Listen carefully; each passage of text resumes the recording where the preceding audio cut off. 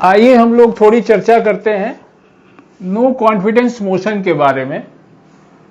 अविश्वास प्रस्ताव आर्टिकल 75 हमारे संविधान का, जिसके अनुसार से मंत्रिपरिषद सामूहिक रूप से लोकसभा के प्रति उत्तरदायी होती है। कहने का तात्पर्य यह है कि अगर मंत्रिपरिषद को लोकसभा का विश्वास नहीं है तो उसे इस्तीफा देना होगा।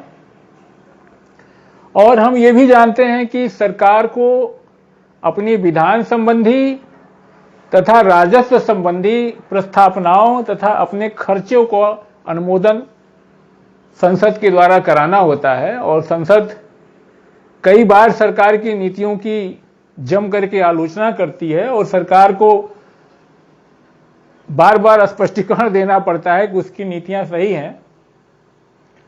और लेकिन अगर विपक्ष को ये लगता है कि सरकार को सदन का विश्वास नहीं है, तो कोई भी विपक्षी दल का सदस्य सरकार के विरुद्ध अविश्वास प्रस्ताव ला सकता है, और अविश्वास प्रस्ताव संपूर्ण मंत्रिपरिषद के विरुद्ध लाया जाता है, किसी एक मंत्री या किसी एक मंत्रियों के समूह के विरुद्ध नहीं लाया जाता। और सेंसर मोशन जैसा कि निंदा प्रस्ताव होता है, निंदा प्रस्ताव में ये कारण बताना आवश्यक है कि ये निंदा प्रस्ताव का जो फैक्ट है किस कारण पे लाया गया, उसमें फैक्ट को स्टेट करना आवश्यक होता है। फैक्ट्स मस्ट बी स्टेटेड कि किस कारण से निंदा प्रस्ताव लाया गया, सरकार की नीतियों के बारे में वो कौन सी नीतियां हैं या कौन से कार्य हैं, कार्रवाई हैं जिनके विरुद्ध निंदा प्रस्ताव लाया गया। लेकिन अविश्वास प्रस्ताव के साथ ऐसा नहीं है। अविश्वास प्रस्ताव के लिए महज इतना काफी है एक लाइन का कि यह सदन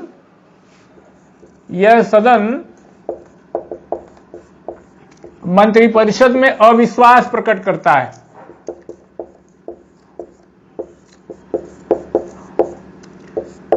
एक लाइन का यह प्रस्ताव है, यही होता है। इसके लिए किसी फैक्ट, किसी कारण को बताने की आवश्यकता नहीं है, और अगर कहीं कोई कारण है भी तो कारण छोड़ दिया जाता है, उसकी चर्चा आगे नहीं होती।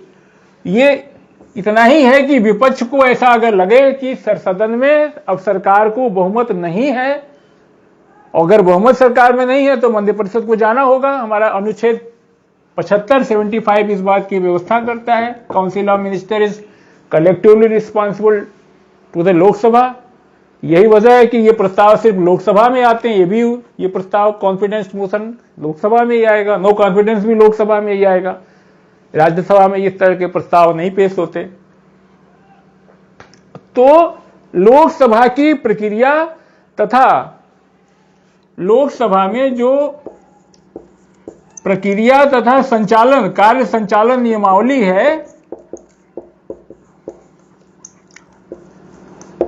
लोकसभा की प्रक्रिया तथा कार्य संचालन नियमावली में नियम 198(1) से लेकर के 198(5) तक, ठीक, ये यहां लिख दूं, क्लियर हो जाए। 198(1) से लेके 5 तक जो हमारी लोकसभा की प्रक्रिया और कार्य संचालन नियमावली बनी है, 198(1) से लेके 5 तक अविश्वास प्रस्ताव के संबंध में दिशा निर्देश देती है। तो अगर कोई सदस्य, विपक्ष का सदस्य को यह लगता है कि सरकार जो है वर्तमान में उसको सदन का विश्वास नहीं है, तो अविश्वास प्रस्ताव ला सकता है। अविश्वास प्रस्ताव लाने की प्रक्रिया क्या है? प्रक्रिया यह है कि वो सदस्य सदन में 10 बजे उपस्थित होकर के लोकसभा के जो महासचिव हैं उनको लिखित रूप से इन राइटिंग अविश्वास प्रस्ताव लाने के लिए सूचना देगा कि वो अविश्वास प्रस्ताव पेश करना चाहता है। जाकर के महासचिव को, जनरल सेक्रेटरी को लोकसभा के 10 बजे सुबह जिस दिन लाना चाहता है, फिर अध्यक्ष जी उस प्रस्ताव को पढ़ के उनके जो लिखित सूचना है उस सूचना को देखते हैं कि वो नियम सम्मत है कि नहीं है, विधि सम्मत है कि नहीं है।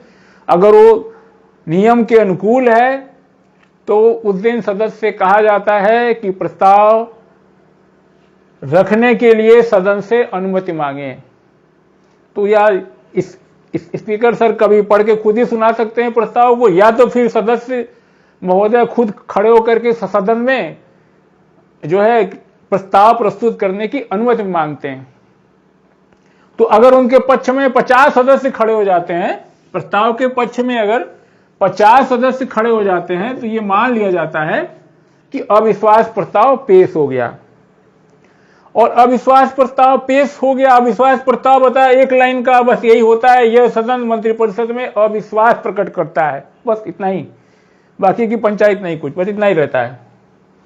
तो अब ये प्रस्तुत हो गया। प्रस्तुत होने के बाद क्या होगा? प्रस्तुत होने के बाद अध्यक्ष जी सदन के नेता से, बात लोकसभा की बात हो रही, इसमें राज्यसभा कहीं नहीं है, सदन के नेता से और विपक्षी दल के नेताओं से, ठीक है, विपक्षी दल के सारे नेताओं से मिलकर के ये तय करते हैं, जिस दिन ये प्रस्ताव रखा जाता है उस दिन से विदिन 10 डेज, उस दिन से 10 दिन के भीतर इस पे चर्चा और वोटिंग आवश्यक होती है। 10 दिन का समय है। तो अध्यक्ष जी सदन के नेता से, जो हमारे विपक्षी दल के नेता हैं, उनसे मिलकर के ये विचार विमर्श करते हैं कि किस दिन इस पे चर्चा कराई जाए। और जनरली ये होता है कि ये बिजनेस एडवाइजरी कमेटी हमारी है, बीएसी का ये business advisory committee, business advisory committee, जिसको आप हिंदी में कहेंगे कार्य मंत्रणा समिति। तो ये फिर कार्य मंत्रणा समिति को सौंप दिया जाता है। कार्य मंत्रणा समिति आप जानते हैं लोग एक अस्थायी समिति है, परमानेंट कमेटी है, ये दोनों सदनों में होती है, लोकसभा में भी होती है, राज्यसभा में होती है। लोकसभा में इसमें इंक्लूडिंग स्पीकर सर 15 लोग होते हैं, राज्यसभा में इंक्लूडिंग डिप्टी चेयरमैन सर 11 लोग होते हैं। और अध्यक्ष जी इस कमेटी को बनाते हैं। कमेटी को बनाते समय इस बात का ध्यान रखा जाता है कि सारे दलों को समुचित रूप से प्रतिनिधित्व मिले। तो वही बात हुई, जो विपक्षी दल नेताओं से विचार विमर्श कर रहे थे, तो अब बिजनेस एडवाइजरी कमेटी में चला जाता है। तो वहां अच्छा, इसका जो पदेश अध्यक्ष होता है, सभापति होते हैं, अध्यक्ष जी होते हैं, उधर उपसभापति होते हैं। तो हालांकि अभी ये तो लोकसभा में ही रहता है। तो अध्यक्ष जी कार्य मंत्रणा समिति बिजनेस एडवाइजरी कमेटी को चला जाता है, वहां से वो डेट तय कर देते हैं कि किस तारीख को अविश्वास प्रस्ताव पे बहस होगी। इसी एक लाइन के प्रस्ताव पे सदन मंत्रिपरिषद में अविश्वास प्रकट करता है। इसके लिए किसी कारण की जरूरत नहीं है, किसी फैक्ट की, या काहे को लाए भैया ये बताओ, ये जरूरत नहीं है। विपक्षी दल का ये कहना है कि वो मंत्रिपरिषद में, और ये ग्राह्य कैसे होगा इसके बारे में नियमावली में कोई नियम नहीं है, ये अध्यक्ष जी के ऊपर है, वो ग्राह्य करे। और ग्राह्य करने के बाद उस पर सदन की अनुमति मिली, 50 सदस्यों का समर्थन था, प्रस्ताव पेश हो गया, 10 दिन के अंदर उस पर बहस होनी है। और जो सदस्य प्रस्ताव पेश करता है पहले उस पर बोलता है, फिर आप जानते होंगे कि ये देखा होगा आपने अविश्वास प्रस्ताव, तो अध्यक्ष जी हर सदस्य को जो बोलना चाहते हैं उनका नाम और उनका अलॉटेड टाइम होता है, कहीं कहीं पार्टी का नाम भी होता है, अमूमन सदस्य का नाम और समय निर्धारित होता है, और दोनों पक्ष अपनी तरफ से जो आरोप लगाता है वो भी, और अंत में प्रधानमंत्री सबका जवाब देते हैं। और प्रधानमंत्री के जवाब के बाद फिर से ये होता है, अध्यक्ष जी ये कहते हैं कि अब जो है इस पे मतदान के लिए प्रस्ताव लाया जाए। चर्चा पर चर्चा के बाद फिर मतदान होता है। ये तीनों में से किसी तरीके से हो सकता है, आज मौखिक हो सकता है, मत विभाजन हो सकता है, अगर जरूरत पड़ी सदस्य चाहते हैं तो मत विभाजन कराया जाता है। और अगर अविश्वास प्रस्ताव पास हो जाता है तो सरकार को इस्तीफा देना पड़ता है। फिर ये राष्ट्रपति के ऊपर है कि वो उसी लोकसभा में से कोई नई सरकार को तलाशें, या फिर से कहें कि लोकसभा को भंग किया जाए और नए चुनाव के लिए जाए, और नए चुनाव के जब तक नई मंत्रिपरिषद नहीं आती तब तक इस मंत्रिपरिषद को कहा जाए कि आप कार्यभार देखते रहिए। ये राष्ट्रपति के ऊपर है और परिस्थितियों के ऊपर है। तो ये हुई अविश्वास प्रस्ताव की बात। इसमें एक अच्छी बात यह भी है कि अगर एक बार अविश्वास प्रस्ताव फिर 6 महीने बाद ही आएगा, नहीं कि बार बार अविश्वास प्रस्ताव जो है एक बार प्रस्तुत करने के बाद फिर 6 महीने बाद ही आ सकता है। बार बार अविश्वास प्रस्ताव नहीं कि पेश किए फिर अगले महीने लेके आ गए नो कॉन्फिडेंस मोशन, ऐसा नहीं है। 6 महीने की फुर्सत हो जाती है, मोहलत हो जाती है। और ये भी है कि जो सदस्य अविश्वास प्रस्ताव पेश किया है, पेश कर दिया तो हाथ से गया नहीं, उसको वापस भी ले सकता है। हाँ, मगर ये सब चर्चा होने के पहले और सदन की अनुमति से नो कॉन्फिडेंस मोशन को वापस भी लिया जा सकता है। यही संक्षेप में छोटी छोटी बातें हैं। और कॉन्फिडेंस मोशन आप जानते ही हैं, कॉन्फिडेंस मोशन की बड़ी चर्चा विश्वास प्रस्ताव की ये सत्ता पक्ष के द्वारा रखा जाता है। जब से क्षीण बहुमत की सरकारें बनने लगी, मिलीजुली सरकार बनने लगी, त्रिशंकु लोकसभा आने लगी, किसी दल को बहुमत नहीं होता, गठबंधन की सरकार होती है, तो ये राष्ट्रपति कहते हैं उससे कि एक निर्धारित दिवस में अपना विश्वास मत, अपना कॉन्फिडेंस मोशन हासिल करें। एक आध बार ऐसा भी होता है कि सरकारें खुद में विश्वास दिखाने के लिए भी विश्वास मत लेके आती हैं, और अगर विश्वास प्रस्ताव कोई सरकार कोई लेके आती है, अगर वो हार जाती है तो फिर माना जाता है कि सरकार को जो है लोकसभा में बहुमत नहीं है, फिर उसे इस्तीफा देना पड़ता है। ये छोटी सी बात विश्वास प्रस्ताव के बारे में। अब हम सेंस्योर मोशन पढ़ लें, निंदा प्रस्ताव बताया कि निंदा प्रस्ताव के बारे में इस लोड से अविश्वास प्रस्ताव से फर्क यही है कि अविश्वास प्रस्ताव में कारण बताना आवश्यक नहीं होता, रीजन बताने की कोई जरूरत नहीं है। But in censure motion reason must be stated, reason को बताना जरूरी है। और ये सेंस्योर मोशन किसी एक मंत्री के कोई ऐसा काम किया गया, कोई सरकार की ऐसी नीति है, उसके खिलाफ लाया जा सकता है, कारण बताना जरूरी है। नो कॉन्फिडेंस मोशन में कारण बताना जरूरी नहीं है। यह कहना ही काफी है, ये प्रस्ताव प्रस्तुत करना कि जो है सदन मंत्रिपरिषद में अविश्वास प्रकट करता है, विपक्ष को ऐसा लगता है।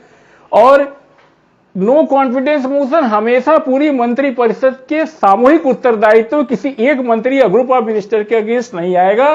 बट इन सेंस्योर मोशन ये जो है ये किसी एक सदस्य के खिलाफ भी, किसी ग्रुप ऑफ मिनिस्टर्स के खिलाफ भी, या किसी पूरे मंत्रिपरिषद के खिलाफ भी लाया जा सकता है। निंदा प्रस्ताव पास होने पे इस्तीफा देने की कोई जरूरत, निंदा प्रस्ताव पास ही आता है, मंत्री की निंदा हो जाती है। इसमें रेसिग्नेशन का कोई प्रावधान नहीं है कि अगर निंदा प्रस्ताव किसी मंत्री के विरुद्ध पास हो गया तो मंत्री या ग्रुप ऑफ मिनिस्टर्स या काउंसिल ऑफ मिनिस्टर्स उस पर रिजाइन करे। But in case of no confidence the entire council of minister must resign. ये इन दोनों के फर्क है।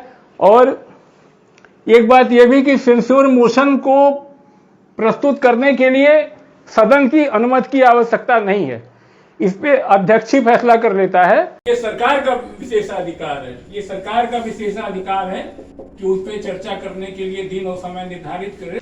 और देखते हैं मोशन ऑफ थैंक्स, धन्यवाद प्रस्ताव। जिस तरीके से ब्रिटेन में राजा का भाषण होता है उसी तरीके से हमारे यहाँ भी राष्ट्रपति जो है प्रत्येक आम चुनाव के बाद और प्रत्येक वित्तीय वर्ष के पहले सत्र में हाउस को, सदन को संबोधित करता है। और उसका जो संबोधन होता है उसमें सरकार की पूर्ववर्ती वर्ष की नीतियां और आने वाले जो उसकी प्लानिंग है, जो उसकी पॉलिसीज हैं, जो योजनाएं हैं, जो नीतियां हैं, उसका एक वो लेआउट, उसका एक खाका प्रस्तुत करता है। और इस राष्ट्रपति के संबोधन के बाद दोनों सदनों में, लोकसभा में और राज्यसभा में, उस पर चर्चा होती है, उस पर बहस होती है। और ये बहस में अपोजिशन के द्वारा जाहिर सी बात है जो सरकार की ऐसी नीतियां योजनाएं उनकी वो अपनी तरफ से उस पर टीका टिप्पणी करते हैं। और सरकार को इस बहस के द्वारा बहुत सारे सुझाव भी निकल करके आते हैं। तो इस पे बहस होती है दोनों सदनों में। और एक और बात जरूरी जो है कि इस पे वोटिंग भी होती है, मत विभाजन होता है। तो वोटिंग में ये जो सरकार उस पे जो मोशन प्रस्तुत करती है राष्ट्रपति के भाषणों के बाद, उसको पास होना जरूरी होता है, नहीं तो ये माना जाता है कि सरकार हार गई। इस नाते इस प्रस्ताव का महत्व है। और विपक्ष के लिए इस बात का महत्व है कि विपक्ष जो है सरकार की योजनाओं को, सरकार की नीतियों की सकारात्मक आलोचना करके सरकार को मार्गदर्शन भी उपलब्ध कराता है। तो ये रही धन्यवाद प्रस्ताव की बात। और no day yet named motion, जिसके नाम से ही स्पष्ट है, अनियत दिवस प्रस्ताव। ये ऐसा प्रस्ताव है जिसे अध्यक्ष जी लेके रख लेते हैं, लेकिन इस पे कब बहस होगी, इस प्रस्ताव पे कब चर्चा होगी, इसका कोई समय नहीं दिया जाता। इसके नाम से no day yet named motion. तो ये अध्यक्ष जी इसको रख लेते हैं अपने पास और इस पे ये कब चर्चा होगी इस पर डेट नहीं बताया जाता। बाद में लीडर ऑफ द हाउस से, सदन के नेता से, और हमारे जो बिजनेस एडवाइजरी कमेटी है, कार्य मंत्रणा समिति, कार्य मंत्रणा समिति तो लीडर ऑफ द हाउस से मिल करके अध्यक्ष इस बात का निर्णय लेते हैं कि इस प्रस्ताव पे किस दिन और किस समय, किस दिवस पे और किस समय इस पे बहस कराई जाए।